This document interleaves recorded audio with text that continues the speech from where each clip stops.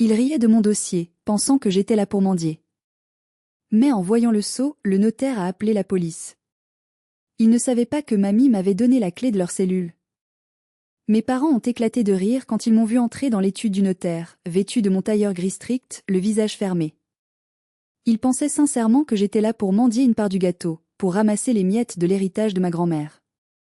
Mon père, Amaury, a ajusté sa fausse Rolex en ricanant, tandis que ma mère, Bérénice, levait les yeux au ciel avec ce mépris théâtral qu'elle perfectionne depuis 30 ans.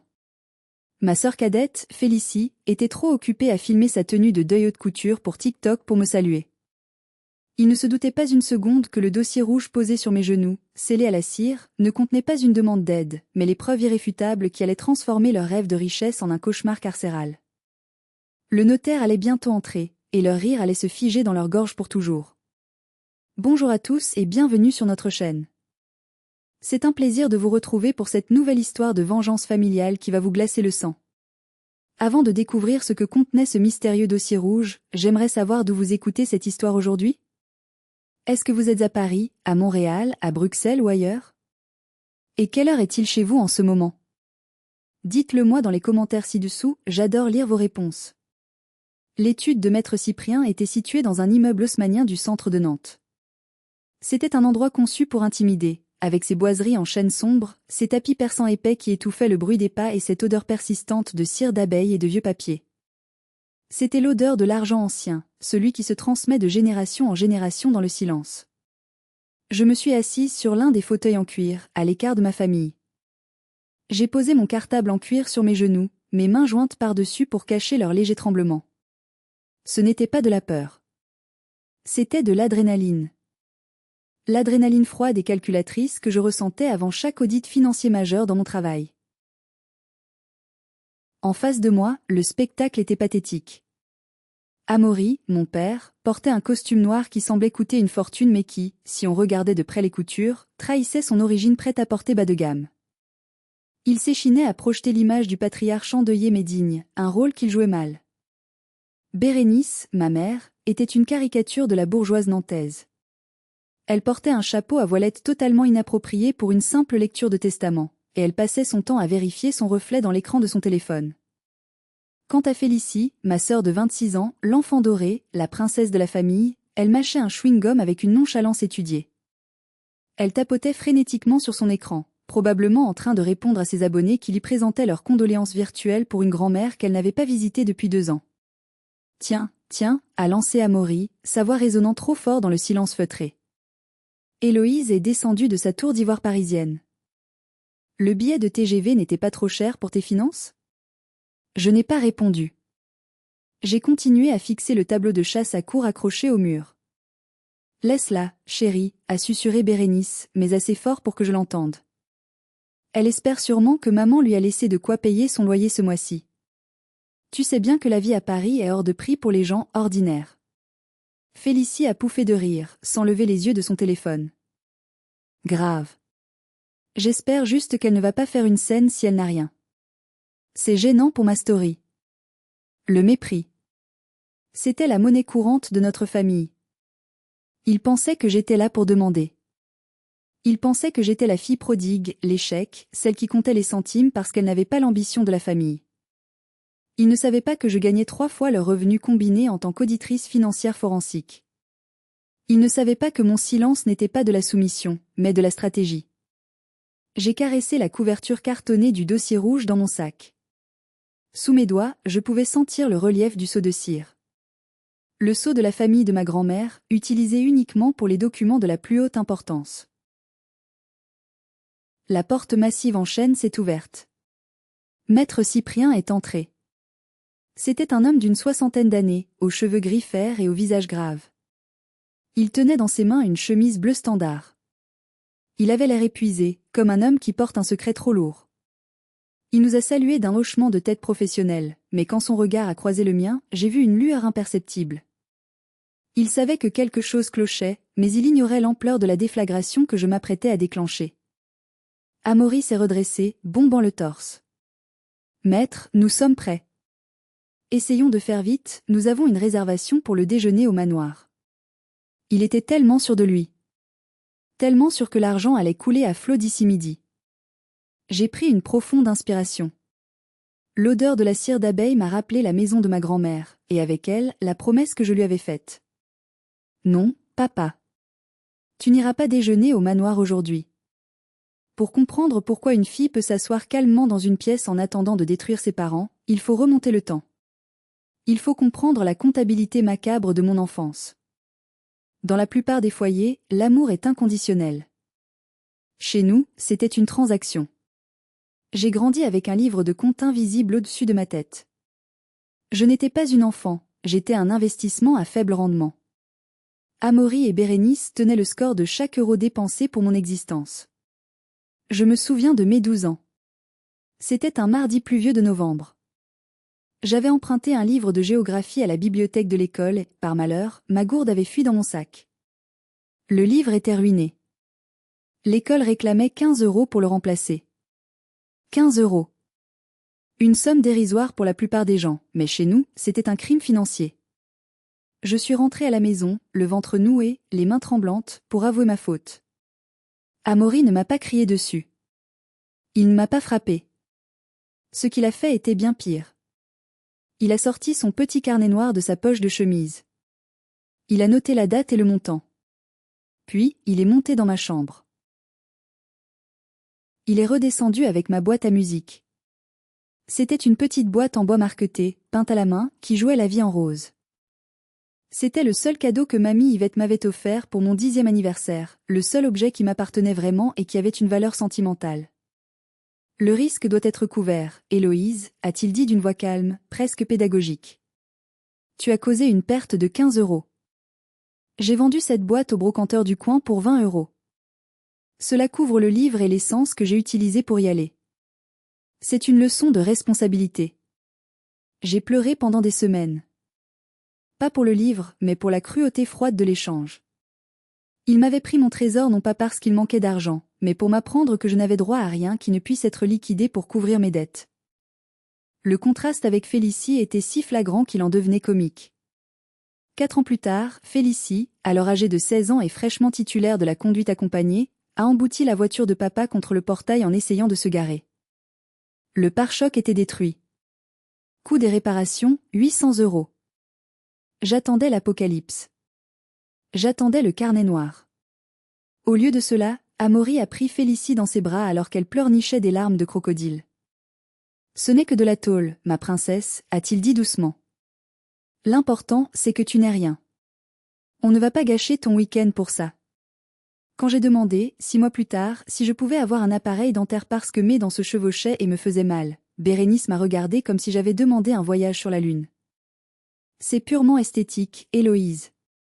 Et franchement, vu tes résultats en mathématiques cette année, je ne pense pas que ce soit un investissement judicieux. Apprends à sourire la bouche fermée, ça te donnera un air mystérieux. C'est ce jour-là que j'ai décidé de mon avenir.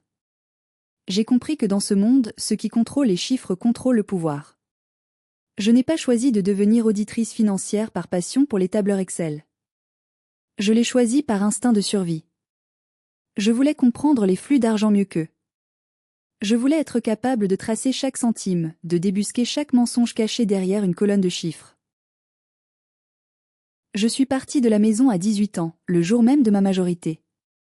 J'ai travaillé comme serveuse, j'ai fait du tutorat, j'ai vécu dans des chambres de bonne insalubre pour payer mes études. Je n'ai jamais demandé un centime. Et eux, ils ne m'ont jamais rien proposé. Mais ils observaient. Quand j'ai commencé à avoir du succès, quand j'ai décroché mon poste à la Défense, le ton a changé. Soudain, j'étais notre fille qui réussit à Paris. Mais je savais que ce n'était pas de la fierté. C'était de l'anticipation. Ils attendaient le retour sur investissement. Ils attendaient que je commence à payer les dividendes de mon existence.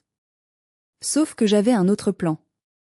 Et ce plan commençait et finissait avec la seule personne qui m'avait jamais aimé sans condition, mamie Yvette. Mais je ne savais pas encore que pour la sauver, ou du moins pour sauver sa mémoire, je devrais utiliser toutes les compétences que j'avais acquises pour détruire ma propre famille. Si la maison de mes parents à Nantes était un temple du faux-semblant, la maison de mamie Yvette à Guérande était un sanctuaire de vérité. C'était une chaumière traditionnelle, aux murs de granit épais et au toit de chaume, posée à l'orée des marais salants. L'air y sentait l'iode, le sel et la fumée de bois. Mamie Yvette n'était pas une grand-mère gâteau. C'était une femme de la terre, ou plutôt du sel. Elle avait les mains rugueuses, le dos un peu voûté par des années de labeur, et des yeux bleus perçants qui voyaient à travers les mensonges comme un laser à travers le verre. C'est là que je me réfugiais dès que je le pouvais. C'est là que j'ai appris que la valeur d'une chose ne se mesure pas à son étiquette de prix. Regarde tes parents, me disait-elle souvent en retournant ses galettes de sarrasin sur le biligue. Ils sont comme des tonneaux vides, Héloïse. Ils font beaucoup de bruit quand on tape dessus, mais il n'y a rien dedans. L'argent, pour eux, c'est un déguisement. Pour nous, c'est un outil. Ne deviens jamais esclave de l'apparence. Elle m'a appris à réparer une toiture après une tempête. Elle m'a appris à cultiver un potager. Elle m'a appris l'indépendance. Elle était riche, bien plus riche que mes parents ne le soupçonnaient, mais sa richesse était dans la terre, dans des placements sûrs et discrets, pas dans des voitures de luxe ou des sacs à main. Mais le temps est un voleur cruel. À 84 ans, la santé de mamie Yvette a commencé à décliner. Sa mémoire vacillait par moments. Elle oubliait où elle avait posé ses lunettes, elle répétait les mêmes histoires. C'est à ce moment-là que les vautours ont commencé à tourner. Pendant des années, Amaury et Bérénice trouvaient 1000 excuses pour ne pas venir la voir. C'est trop loin, 1 heure de route, ça sent le vieux, il n'y a pas de réseau pour Félicie. Mais dès que le médecin a prononcé le mot déclin cognitif léger, leur emploi du temps s'est miraculeusement libéré. Ils ont commencé à venir tous les week-ends. Mais ils ne venaient pas pour l'aider à jardiner ou pour écouter ses histoires. Ils venaient pour faire l'inventaire. Je les voyais. Je voyais Bérénice caresser les meubles anciens non pas avec affection, mais avec l'œil d'un commissaire-priseur évaluant une enchère. Je voyais Amaury fouiller dans les tiroirs du bureau sous prétexte de mettre de l'ordre dans la paperasse administrative.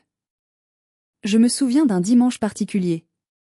J'étais dans la cuisine, en train de faire la vaisselle. J'ai entendu Amaury dans le salon. « Maman, tu sais, cette maison est devenue trop grande pour toi. L'entretien est un gouffre.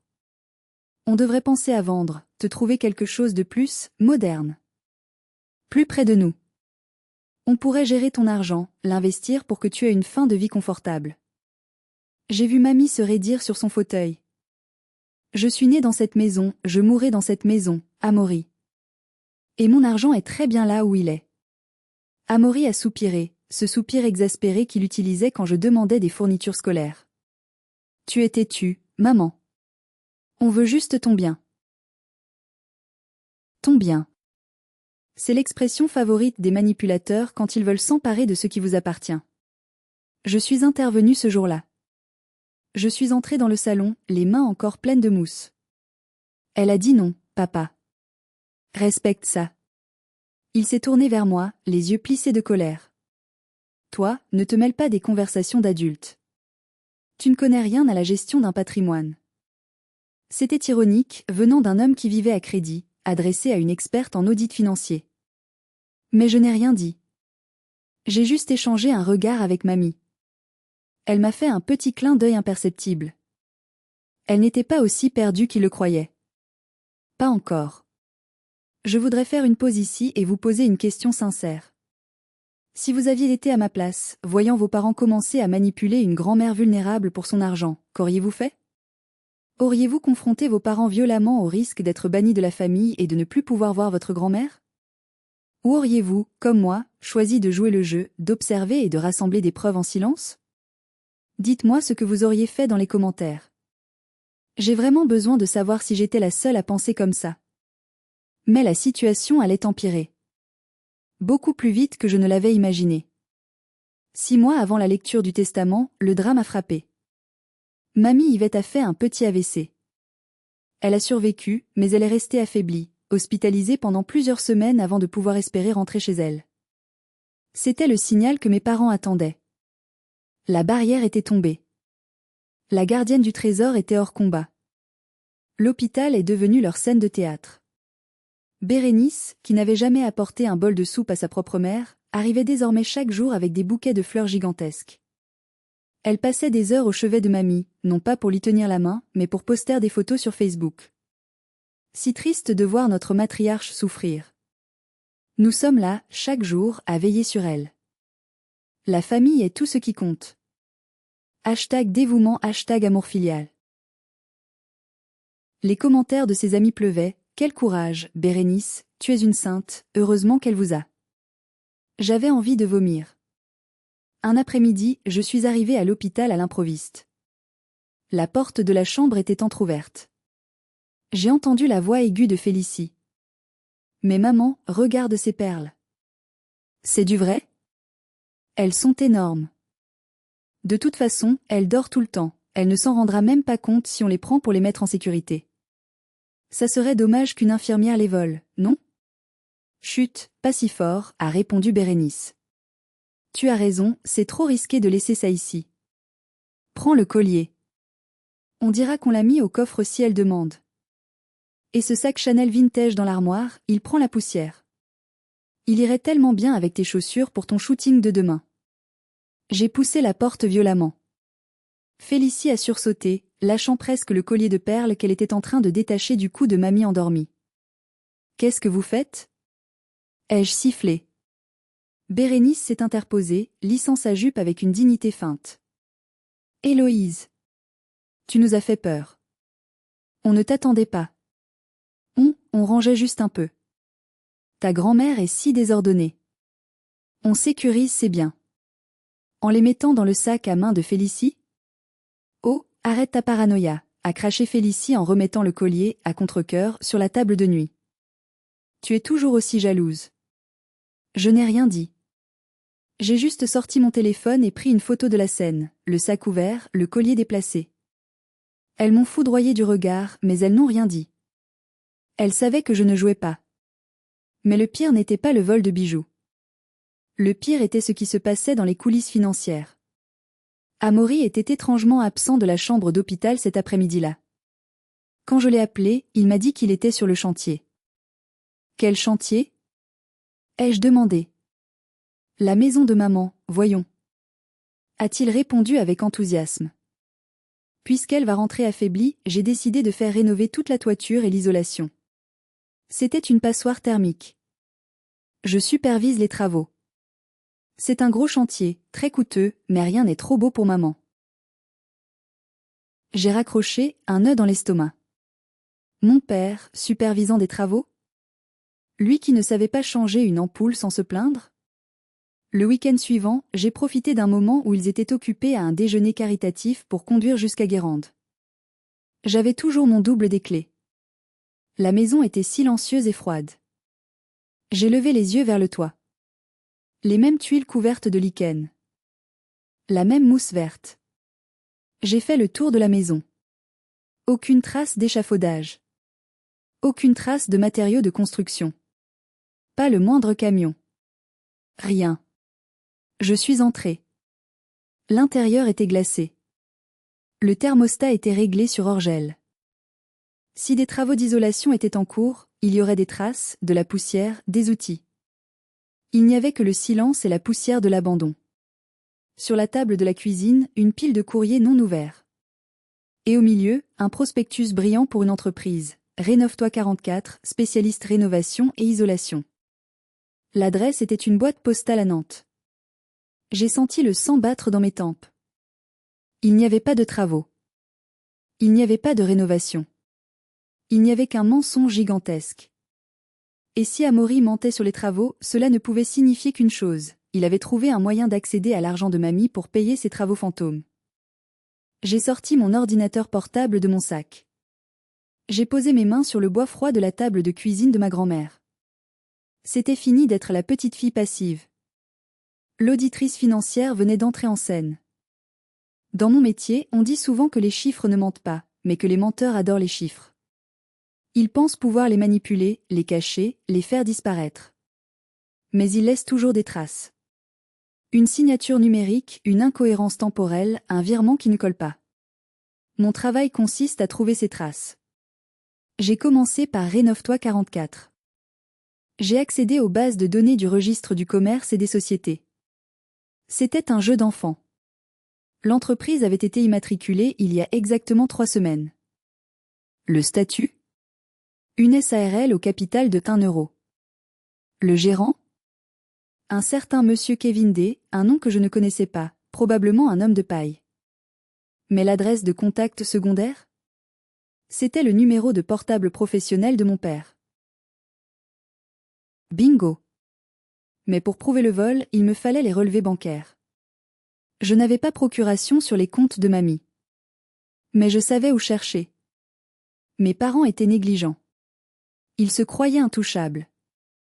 Je suis retournée à Nantes le mardi suivant, prétextant vouloir récupérer des vieux cartons de livres dans le garage de mes parents. Ils m'ont laissé entrer avec dédain, trop occupés à préparer leur soirée au casino de la Baule. Fais vite, on doit partir à 18h, a aboyé Amaury. Dès qu'ils ont eu le dos tourné, je n'ai pas cherché des livres. Je suis allée directement vers la poubelle de recyclage jaune dans l'arrière-cuisine. Bérénice était maniaque sur le tri sélectif, mais stupide sur la sécurité des données. J'ai plongé mes mains gantées dans le papier. J'ai trouvé des enveloppes de la banque de mamie. Elles avaient été ouvertes, les relevés sortis, puis déchirées en 4 ou 5 morceaux grossiers. Pas de broyeuse. Trop d'efforts pour eux. J'ai fourré les morceaux de papier dans mon sac et je suis partie. De retour dans mon petit appartement parisien, j'ai passé la nuit à reconstituer le puzzle avec du ruban adhésif transparent. Ce que j'ai vu m'a fait froid dans le dos. Le compte épargne de mamie, celui qu'elle gardait pour les coups durs, était en train d'être siphonné. 12 octobre, virement vers Rénove-toi 44 à compte travaux, 15 000 € 25 octobre, virement vers Rénove-toi 44, matériaux toiture, 22 500 € 2 novembre, virement vers Rénove-toi 44, avance main d'œuvre, 18 000 € 15 novembre, retrait espèces, guichet, 2 000 € en moins de 2 mois, 142 000 € avaient disparu. J'ai regardé les chèques scannés joints au relevé. La signature en bas était Yvettel, mais elle était tremblante, hésitante. Pire encore, sur l'un des chèques, j'ai noté une légère marque d'enfoncement, comme si quelqu'un avait appuyé fort sur le stylo, ou peut-être guidé une main qui ne voulait pas, ou ne pouvait pas, écrire. J'ai superposé les dates. Le 2 novembre, jour du virement de 18 000 € pour main-d'œuvre, Félicie avait posté une vidéo de haul déballage de luxe sur YouTube, un sac Dior, des chaussures Louboutin, et un week-end spa pour elle et maman. Coût estimé environ 18 000 €. La colère m'a envahi. Une colère froide, précise, méthodique. Ce n'était pas seulement du vol. C'était de l'abus de faiblesse sur une personne vulnérable. C'était criminel. Mais je savais que si j'allais voir la police maintenant, mes parents trouveraient une excuse. Ils diraient que mamie avait donné son accord verbal, qu'elle voulait les gâter avant de partir. Ils diraient que je suis la fille jalouse qui invente des histoires. Sans le témoignage de mamie, c'était ma parole contre la leur, et ils avaient le talent des manipulateurs pour se faire passer pour des victimes. J'avais besoin de mamie. J'avais besoin de savoir si elle savait. J'ai repris le train pour Nantes le lendemain soir. Je suis arrivée à l'hôpital à 21h, bien après les heures de visite. Je connaissais l'infirmière de nuit, une ancienne camarade de lycée. Je l'ai suppliée. Elle m'a laissé entrer pour 10 minutes. Mamie était éveillée. Elle regardait le plafond, petite et fragile dans ce grand lit blanc. Quand elle m'a vue, ses yeux se sont éclairés, puis assombris de peur. « Tu sais, n'est-ce pas » a-t-elle murmuré avant même que je ne parle. « Tu as vu les chiffres » J'ai pris sa main.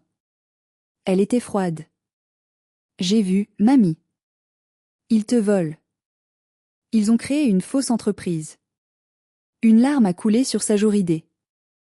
Je sais. Ils m'ont fait signer. Ils m'ont dit que c'était pour des papiers d'assurance. Mais j'ai vu le montant. J'ai essayé de retirer ma main, mais Amaury, il a serré mes doigts autour du stylo. Son propre fils, je vais aller à la police, ai-je dit en me levant. Je vais les arrêter. Non, a-t-elle dit avec une force surprenante, me serrant le poignet. Pas maintenant.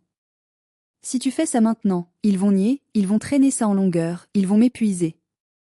Je ne veux pas passer mes derniers jours dans un commissariat. Alors quoi? On les laisse faire? Mamie a tourné la tête vers sa table de nuit. Ouvre le tiroir. Au fond, sous les compresses. Il y a un petit ours en peluche. J'ai sorti l'ours. Il était vieux, usé. Dans le dos.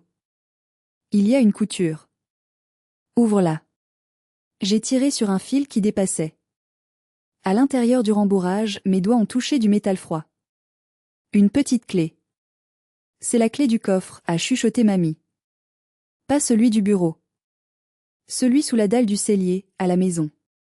Ton père ne l'a jamais trouvé car il a peur des araignées et ne descend jamais à la cave. Va là-bas. Prends le dossier rouge. Tout est dedans. J'ai tout noté. J'ai enregistré. Elle a dû reprendre son souffle, épuisée. Ne dis rien. Laisse-les croire qu'ils ont gagné. Laisse-les rire. Et le jour du testament, donne le dossier à maître Cyprien. Promets-moi, Héloïse. Promets-moi d'attendre le moment parfait. J'ai serré la clé dans ma main jusqu'à ce qu'elle m'entaille la peau. Je te le promets, mamie. Je suis sortie de l'hôpital comme une ombre. Cette nuit-là, je n'ai pas dormi. J'ai conduit directement à Guérande.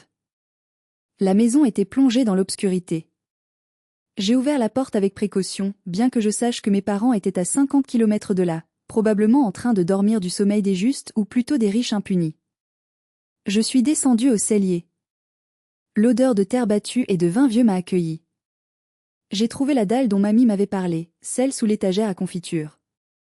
J'ai dû utiliser un tournevis pour la soulever. En dessous, il y avait un petit coffre-fort ignifugé. La clé de l'ours en peluche a tourné dans la serrure avec un déclic satisfaisant. À l'intérieur, il n'y avait pas de lingots d'or, ni de bijoux.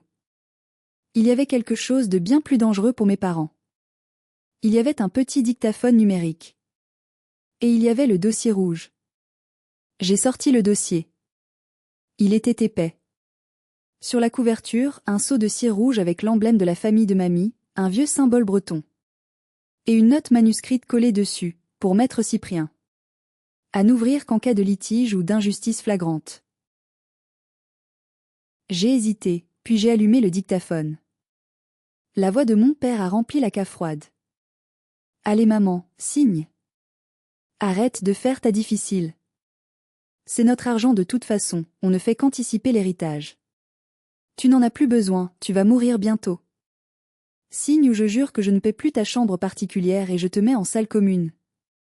Puis la voix de ma mère, laisse tomber, Amaury, prends sa main. Voilà. Fais le gribouillis. C'est bon. On a le chèque. On peut réserver la croisière. J'ai éteint l'appareil. Mes mains tremblaient de rage. J'avais envie de vomir. Tu vas mourir bientôt. C'est ce qu'il avait dit à sa propre mère. J'ai mis le dictaphone dans le dossier. J'ai pris des photos de chaque page du journal intime de mamie qui se trouvait aussi dans le coffre, où elle décrivait jour après jour leurs visites, leurs pressions, leurs vols mesquins. Je suis rentrée à Paris au petit matin. Les semaines qui ont suivi ont été une torture. Mamie est décédée un mois plus tard. J'ai dû jouer le rôle de la petite fille en deuil mais distante, tandis que mes parents jouaient les veuves éplorées. L'enterrement a été le sommet de leur hypocrisie. Il pleuvait des cordes à Nantes ce jour-là. Amaury a lu un éloge funèbre qu'il avait probablement copié sur Internet, parlant de l'amour inconditionnel et du sacrifice. Bérénice pleurait dans un mouchoir en dentelle, s'assurant que tout le monde voyait bien sa douleur. Au cimetière, Félicie s'est approchée de moi. Elle portait le collier de perles. Celui qu'elle avait essayé de voler à l'hôpital. C'est mamie qui me l'a donné, a-t-elle menti sans ciller quand elle a vu mon regard. Elle a dit qu'il irait mieux sur un coup jeune. Lors de la réception après les funérailles, j'ai entendu Bérénice parler à une tante éloignée. Oh, Héloïse ? Elle est là, dans un coin. Tu sais, elle est si froide. Elle n'a même pas pleuré. Je crois qu'elle est juste venue pour voir s'il y avait un chèque pour elle. C'est triste d'être aussi matérialiste à son âge. J'ai bu mon café noir. J'ai avalé l'insulte comme j'avais avalé toutes les autres depuis mon enfance. Profitez bien, ai-je pensé. Profitez de vos petits fours et de vos mensonges. C'est votre dernier repas en paix. Et maintenant, nous y voilà. De retour dans le bureau du notaire. Le moment que mamie avait orchestré. Maître Cyprien s'est assis derrière son bureau massif. Il a chaussé ses lunettes à demi-lune et a ouvert la chemise bleue qu'il tenait. C'était le testament officiel, celui déposé il y a 5 ans, avant que la démence et la cupidité ne s'en mêlent. Mesdames, monsieur, a-t-il commencé d'une voix monotone. Je vais procéder à la lecture des dernières volontés de Madame Yvettel. Il a lu les formalités d'usage. Puis il est arrivé à la répartition des biens. À mon fils unique, Amaury, et à son épouse Bérénice, je lègue la propriété de Guérande ainsi que l'intégralité de mes comptes bancaires et portefeuilles d'actions, sous réserve des droits de succession en vigueur. Amaury a poussé un soupir de soulagement sonore. Il a tapoté la main de Bérénice. J'ai vu un sourire victorieux se dessiner sur leurs lèvres. Ils avaient gagné. La maison, l'argent, tout était à eux. Ils faisaient déjà le calcul mental de la valeur immobilière. À ma petite fille Félicie, a continué le notaire, je lègue l'intégralité de mes bijoux et effets personnels, afin qu'elle puisse briller comme elle a toujours souhaité. Félicie a fait un petit cri de joie étouffé. Yes! Je savais qu'elle m'aimait plus, a-t-elle chuchoté à sa mère.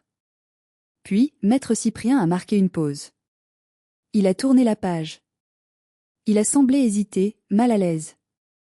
Il a regardé par-dessus ses lunettes en ma direction. Concernant ma petite fille aînée, Héloïse. Le silence dans la pièce était total. On aurait pu entendre une mouche voler. Mes parents se sont tournés vers moi, leur visage affichant un mélange de curiosité et de moquerie anticipée. Je lègue la somme de 5 000 euros, 5 000 euros. Amaury a éclaté de rire.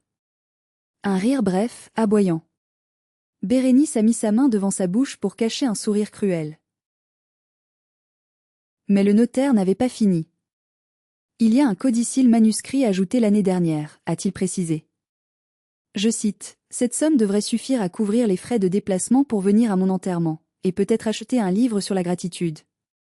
C'est tout ce que je laisse à une enfant qui a choisi de s'éloigner de sa famille. » Je savais que ces mots n'étaient pas de mamie.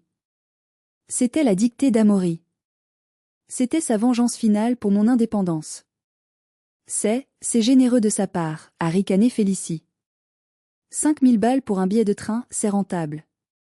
Tu vas pouvoir t'acheter des nouvelles chaussures, Héloïse, celles-là font vraiment pitié. Amaury s'est penché vers moi, son visage rouge de satisfaction. Tu vois, ma fille. La loyauté paie. L'indifférence coûte cher. C'est la leçon finale. Tu peux partir maintenant si tu veux, on a des papiers à signer. Il riait. Ils se congratulaient.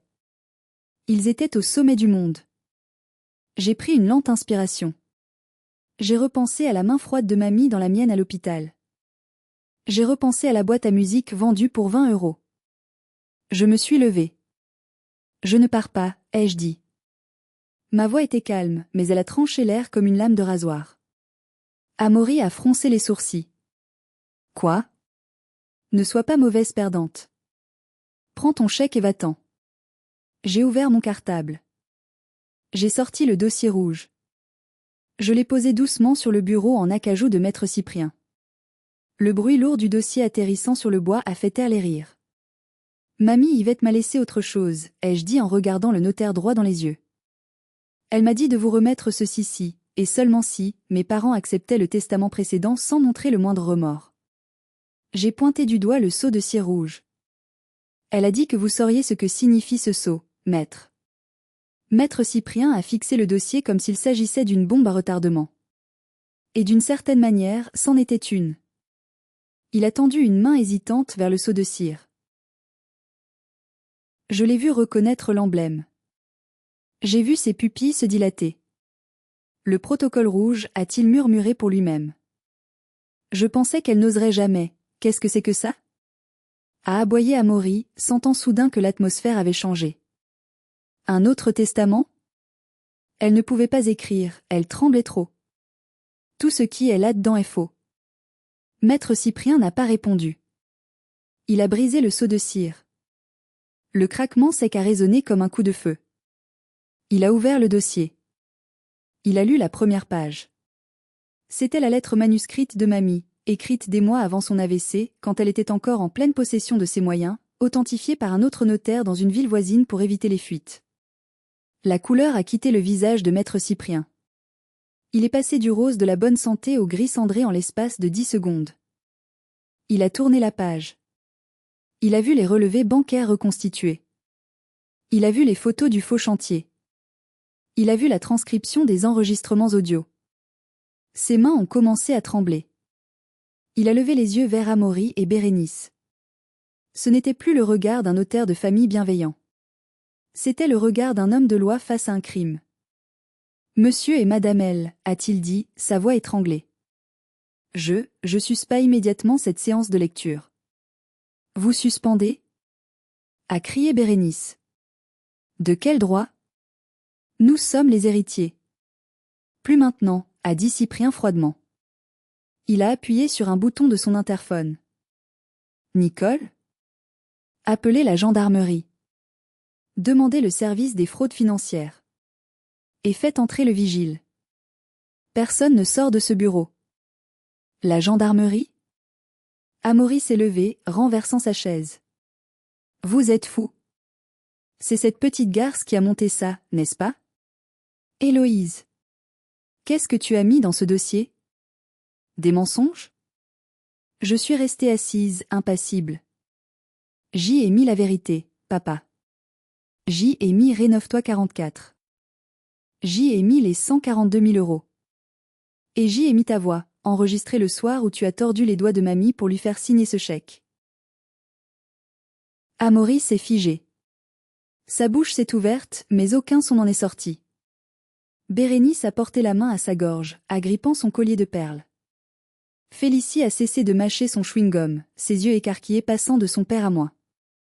Ce dossier, a continué maître Cyprien en refermant la chemise rouge, contient des preuves prima facie de recel successoral, d'abus de faiblesse sur personnes vulnérables et de faux et usage de faux. Il s'est levé, dominant la pièce de toute sa hauteur. En droit français, le recel successoral est puni très sévèrement. Non seulement vous allez devoir restituer tout ce que vous avez volé, mais vous perdez automatiquement tout droit d'héritage sur les sommes détournées. Et compte tenu de l'ampleur de la fraude, je crains que vous ne perdiez bien plus que de l'argent. C'est un malentendu. A couiné Bérénice, les larmes, vraies, cette fois, commençant à couler. Amaury m'a dit que c'était légal. Il a dit que c'était une avance sur héritage. Tais-toi. A hurlé Amaury à sa femme. Tais-toi, espèce d'idiote. Le masque était tombé. La famille parfaite n'existait plus. Il ne restait que des rats se mordant entre eux alors que le navire coulait. Le vigile est entré. Monsieur, madame, veuillez vous asseoir et ne touchez à rien en attendant la police. J'ai regardé mon père. Il s'est effondré sur sa chaise, le visage enfoui dans ses mains. Tu as tout détruit, a-t-il murmuré à travers ses doigts. Tu as détruit ta propre famille pour de l'argent. Non, papa, ai-je répondu doucement. Je n'ai rien fait pour l'argent. J'ai 34 ans, je gagne ma vie. J'ai fait ça pour mamie. Et pour la petite fille de 12 ans à qui tu as volé une boîte à musique. On pourrait penser que l'histoire s'arrête là, avec l'arrivée de la police. Mais les narcissiques ne s'avouent jamais vaincus. Quand ils sont acculés, ils attaquent. C'est ce qu'on appelle le Darvaux, déni, nier, attaque, attaquer, et reverse victime end offendé, inverser la victime et le coupable. Les semaines qui ont suivi la lecture du testament ont été un enfer. Le procureur a ouvert une enquête, et tous les comptes de mes parents ont été gelés. Privés de leurs ressources, acculés par la honte dans leur cercle social nantais, ils sont devenus enragés. Ils ne pouvaient pas m'attaquer physiquement, alors ils ont attaqué ma réputation. Un matin, je suis arrivée à mon bureau à la Défense. Mon badge ne fonctionnait pas. L'agent de sécurité, habituellement souriant, m'a regardé avec gêne et m'a demandé de le suivre au RH. Mon directeur et la DRH m'attendaient. Ils avaient un dossier sur la table. Héloïse, nous avons reçu une plainte grave, a dit la DRH. Un courrier anonyme, mais très détaillé, nous accusant d'utiliser les ressources logicielles de l'entreprise pour fabriquer de faux documents bancaires afin d'extorquer de l'argent à ta famille. Il y a aussi des allégations selon lesquelles tu aurais manipulé ta grand-mère sénile. J'ai regardé les preuves. C'étaient des captures d'écran trafiquées, des montages grossiers que Félicie avait probablement faits sur Photoshop. C'est mon père, ai-je dit calmement. Il est sous le coup d'une enquête criminelle pour abus de faiblesse. Il essaie de me discréditer. C'est possible, a dit mon directeur. Mais Héloïse, nous sommes un cabinet d'audit. La probité est notre fonds de commerce. Tant que cette affaire n'est pas éclaircie, nous devons te mettre à pied. Je suis sortie de la tour avec mon carton d'affaires personnel, sous le choc. Ils avaient réussi à toucher ce que j'avais de plus précieux, mon intégrité professionnelle. En rentrant chez moi, j'ai ouvert TikTok. Félicie avait posté une vidéo. Elle pleurait face caméra, sans maquillage, pour faire plus vrai. Ma sœur est un monstre. Elle a profité de la maladie d'Alzheimer de ma grand-mère pour lui faire signer de faux papiers. Elle veut nous mettre à la rue. Elle a toujours été jalouse de moi. S'il vous plaît, aidez-nous à payer nos avocats. On a ouvert une cagnotte. La vidéo avait 50 000 vues. Les commentaires étaient horribles. Quelle sorcière, courage à vous, la sœur mérite la prison. J'ai senti une vague de désespoir m'envahir. Ils étaient en train de gagner la bataille de l'opinion publique.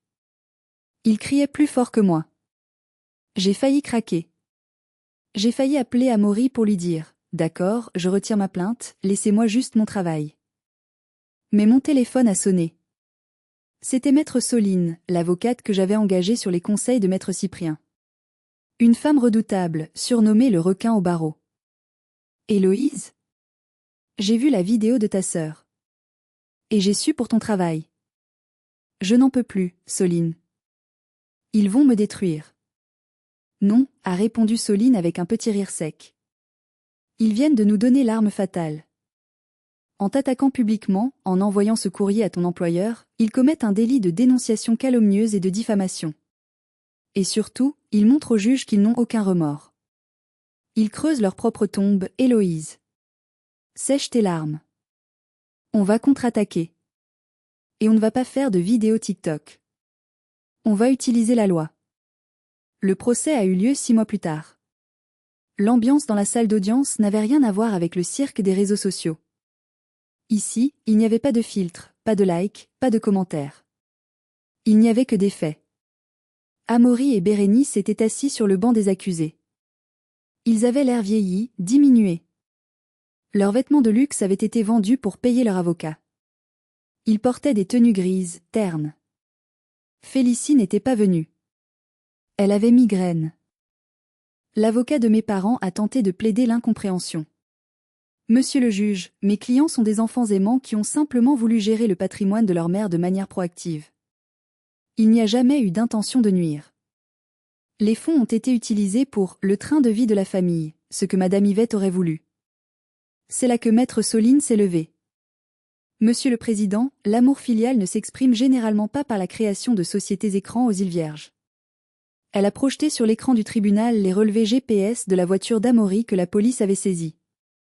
Voici la localisation de l'accusé le 25 octobre, jour où un virement de 22 500 € a été effectué pour des matériaux de toiture. Était-il chez un fournisseur de matériaux? Non. Le véhicule était stationné devant le casino Barrière de Deauville pendant 8 heures. Un murmure a parcouru la salle. Amaury a baissé la tête. Et voici les enregistrements audio, a continué Soline. Elle a appuyé sur lecture.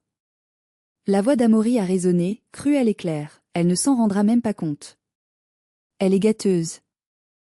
J'ai vu Bérénice se mettre à pleurer silencieusement. Elle a regardé son mari avec une haine pure. C'était le moment où l'alliance se brisait. Le juge, un homme sévère aux lunettes cerclées d'écailles, a rendu son verdict après 1 heure de délibéré. Monsieur et Madame L, les preuves sont accablantes. Vous avez profité de la vulnérabilité de votre mère pour vous enrichir personnellement, tout en tentant de déshériter votre fille aînée par des manœuvres frauduleuses. Le juge a pris une grande inspiration. La Cour vous reconnaît coupable d'abus de faiblesse et de recel successoral. En conséquence, vous êtes condamné à restituer l'intégralité des 142 000 € détournés à la succession, avec intérêt. En application de l'article 778 du Code civil, vous êtes privé de toute part sur les biens recelés. Cela signifie que la somme détournée revient intégralement à l'autre héritière, Mademoiselle Héloïse.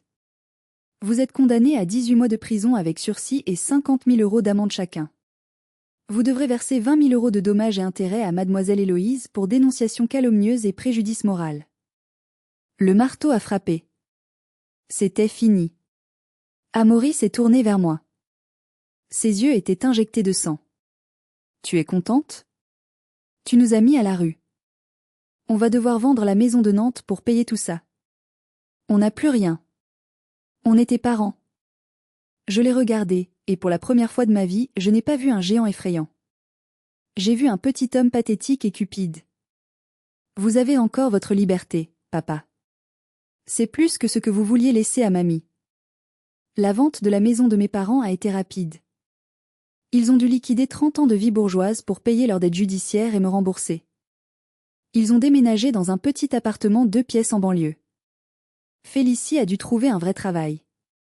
Je crois qu'elle est vendeuse dans une boutique de prêt-à-porter maintenant. Elle m'a bloqué sur tous les réseaux sociaux, ce qui est, honnêtement, le plus beau cadeau qu'elle pouvait me faire. Quant à moi, j'ai récupéré mon poste. Mon entreprise, après avoir vu le jugement, m'a présenté des excuses formelles et m'a promu.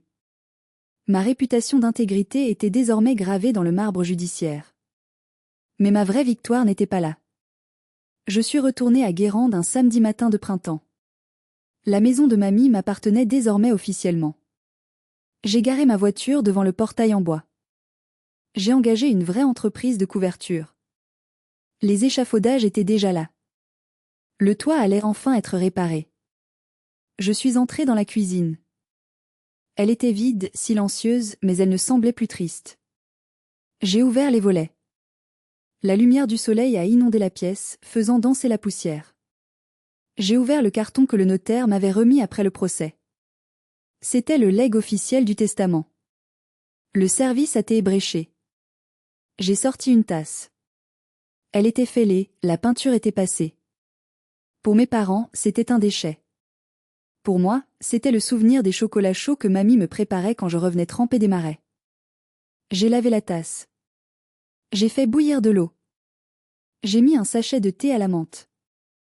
Je suis sortie m'asseoir sur le vieux banc en pierre devant la maison, face au marais salant qui scintillait sous le soleil.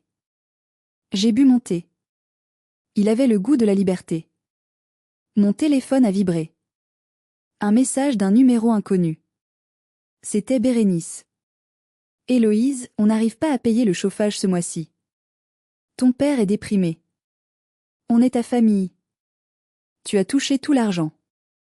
Tu ne peux pas nous aider, juste un peu? Pour l'amour de Dieu. J'ai regardé le message. J'ai pensé à la boîte à musique vendue pour 20 €. J'ai pensé au livre de bibliothèque. J'ai pensé à mamie qu'il voulait mettre en salle commune. J'ai répondu, désolé. Mon budget aide familiale est déficitaire depuis 1998. Je ne peux pas couvrir ce risque. C'est une leçon de responsabilité. Puis j'ai bloqué le numéro. J'ai fini mon thé en écoutant le cri des mouettes. Je ne sais pas si je pardonnerai un jour. Probablement pas. Le pardon, c'est pour les erreurs. Ce qu'ils ont fait n'était pas une erreur, c'était un choix délibéré, répété chaque jour pendant des années. Mais je ne ressens plus de haine. La haine, c'est encore un lien. Et je n'ai plus de lien. Je suis juste, quitte. Le grand livre de comptes est enfin équilibré. Solde de tout compte. J'ai gardé la maison de Guérande. Je ne la vendrai jamais. C'est ici que je viendrai quand le monde des chiffres deviendra trop bruyant. C'est ici que je me souviendrai que la vraie valeur ne se trouve pas dans un compte en banque, mais dans la loyauté, dans le respect, et dans le courage de dire la vérité, même quand sa voix tremble. Voilà, c'était mon histoire. L'histoire de comment un simple dossier rouge a fait tomber un château de cartes familial. Merci infiniment d'avoir écouté jusqu'au bout. J'espère que cette histoire vous a rappelé que la justice finit toujours par triompher, même si elle prend parfois des chemins détournés. Si vous avez aimé voir le karma frapper à la porte de mes parents, n'oubliez pas de liker cette vidéo, c'est très important pour soutenir la chaîne. Et surtout, abonnez-vous et activez la cloche pour ne pas rater les prochaines histoires de vengeance. J'ai une dernière question pour vous. Pensez-vous que j'ai été trop dur avec mon dernier message à ma mère? Est-ce que la famille mérite toujours une seconde chance, même après le pire? Dites-moi tout dans les commentaires, je lis chacun d'entre vous. À très bientôt pour une nouvelle histoire.